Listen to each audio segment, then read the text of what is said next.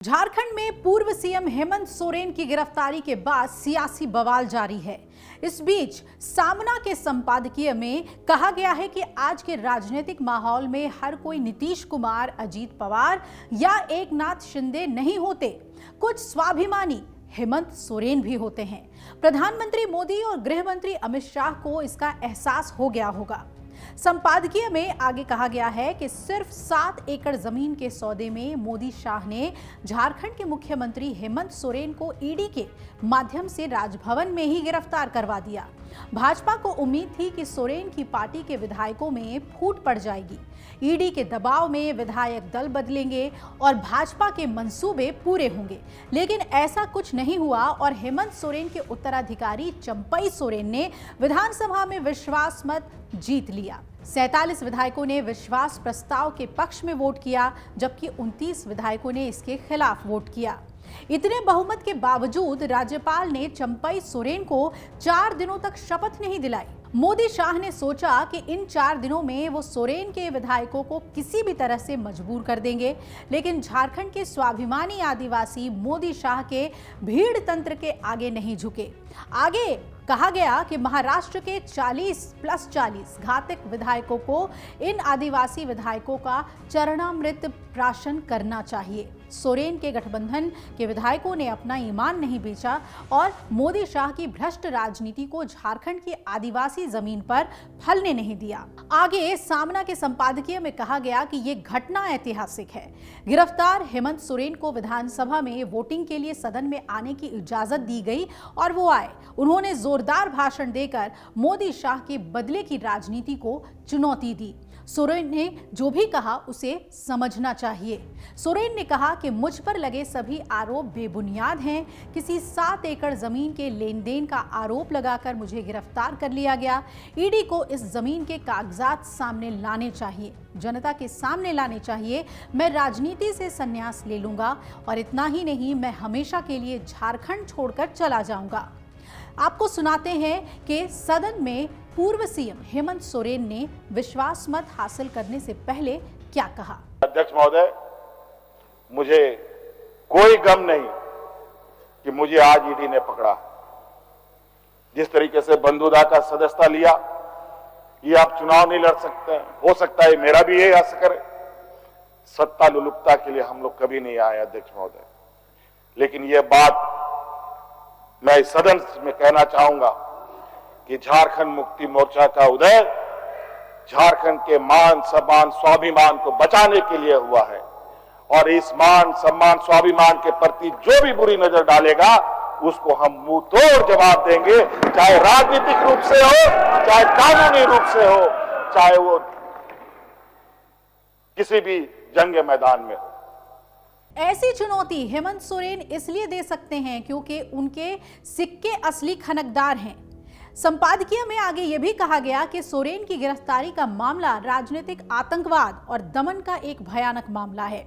एक राज्य के मौजूदा मुख्यमंत्री को इस तरह झूठे मामले में गिरफ्तार कर उनकी सरकार को अस्थिर करने का यह प्रयास लोकतंत्र के लिए अस्वीकार्य है। सोरेन गिरफ्त में हैं और दिल्ली के मुख्यमंत्री अरविंद केजरीवाल कतार में हैं और फिर भी मोदी शाह उनकी गिरफ्तारी की तैयारी कर रहे हैं। महाराष्ट्र की महाविकास अघाड़ी सरकार को वो पहले ही ईडी की धमकी से गिरा चुके हैं, जबकि बिहार के नीतीश कुमार को उनकी मानसिक विकलांगता का गैर फायदा उठाकर पलटी मारने के लिए मजबूर किया गया। नीतीश कुमार के करीबियों पर भी ईडी ने छापेमारी की। बिहार में नीतीश कुमार झुक गए, लेकिन लालू यादव और उनका परिवार मोदी शाह के सामने झुकने को तैयार नहीं है। सामना के संपादकीय में यह भी लिखा गया है कि दिल्ली के मुख्यमंत्री केजरीवाल ने तो धमाका कर दिया। हम पर भाजपा में शामिल होने का दबाव है। केजरीवाल ने ऐलान किया है कि जेल जाऊंगा, संघर्ष करूंगा, लेकिन भाजपा के जुल्म के आगे नहीं झुकूंगा। महाराष्ट्र शिवराय की विरासत को बताता है, लेकिन खुद को मर्द महारठे कहलाने वाले दिल्ली के पैरों पर गिर पड़े और महाराष्ट्र की नाक काट दी। ईडी ये भारतीय जनता पार्टी की एक्सटेंडेड ब्रांच है, शाखा है। आरएसएस के बाद अगर बीजेपी की उसको मानती है तो ईडी को मानती है, ये आप सबको मालूम है। महाराष्ट्र का खेल किसने किया? ईडी ने किया। झारखंड का खेल किसने किया? ईडी ने किया। पश्चिम बंगाल में क्या कौन कर रहा है, ईडी कर रहा है ना। हमने बार बार भ्रष्टाचार के इतने एविडेंस दिए हैं। महाराष्ट्र के मुख्यमंत्री हो, डिप्यूटी सीएम के बारे में तो प्रधानमंत्री ने कहा था 70,000 करोड़ का सिंचन घोटाला अजीत पवार का, ईडी पहुंच गई? नहीं पहुंच गई। अजीत पवार को डिप्यूटी चीफ मिनिस्टर बना दिया। जो बीजेपी के खिलाफ बोलेगा, ईडी उसके घर पर जाएगी।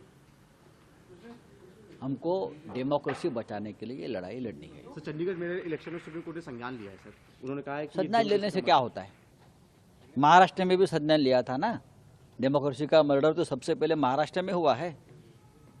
जिस तरह से संविधान की हत्या हुई, संविधान के 10th शेड्यूल की हत्या हुई, पैसों के बल पर और ईडी की ताकत पर लोगों को भगाया गया, एमएलए को खरीदा गया, ये तो डेमोक्रेसी की हत्या थी।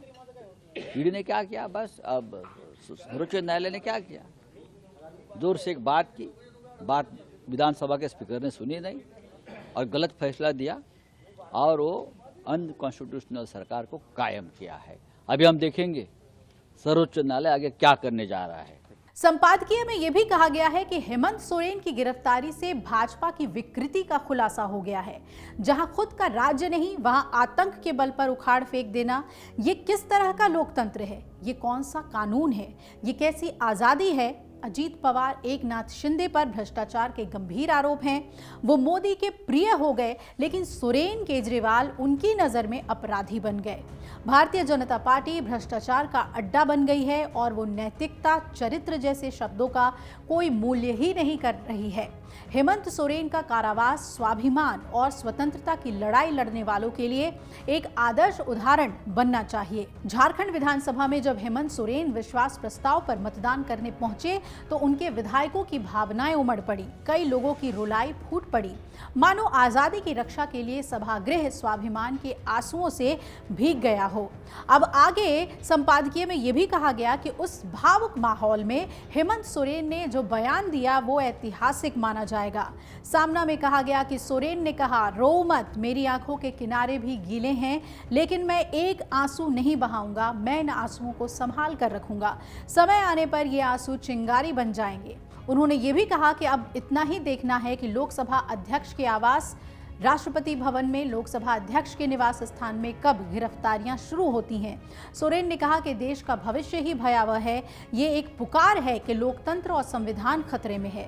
भ्रष्टाचार, हत्या, दुष्कर्म, डकैती कर भाजपा में शामिल होने के बाद उन्हें शरण और आज़ादी मिलती है और जो लोग इस डकैती में शामिल होने से इनकार करते हैं उन्हें गिरफ्तार कर राजभवन में कैद कर लिया जाता है।